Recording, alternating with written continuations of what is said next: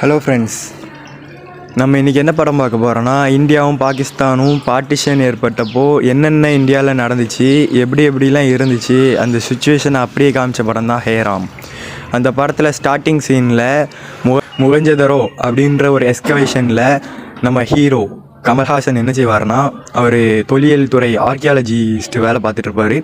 அது side character யாருன்னா ஷாருக் கானோட ரோலும் இங்கே ரொம்ப நல்லாயிருக்கும். ஹே ராம், இவர் பேர் ராம். யார் பேர்? நம்ம கமல்ஹாசன் பேர் ராம், அவர் பேர்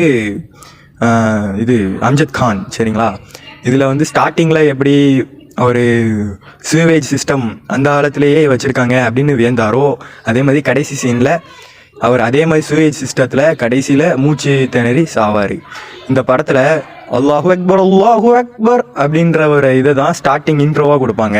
அது எப்படின்னா, ரகுபதி ராகவ ராஜாராம் அப்படின்னு வரும். அது வந்து அல்லாஹ் அக்பரே இதையும் ரெண்டுத்தையும் கம்பைன் பண்ணி ஸ்டார்டிங்கில் கொடுத்துருப்பாங்க. அதுலேயும் நீங்கள் இம்ப்ரெஸ் ஆகிருவீங்க.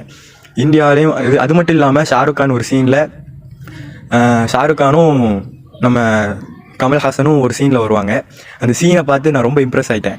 ஆக்சுவலாக வந்து முஸ்லீம்கள்லாம் உங்களுக்கு தான் தனி நாடு இருக்குல்ல, நீங்கள் பாகிஸ்தான் பார்க்க போங்க அப்படின்னு கமல்ஹாசன் சொல்லுவார்.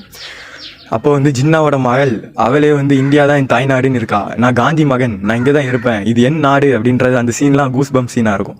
நீங்கள் அதனால் மஸ்ட் வாட்ச். அப்போ என்னென்ன நடந்துச்சோ அதை அப்படியே காமிச்சிருப்பாங்க.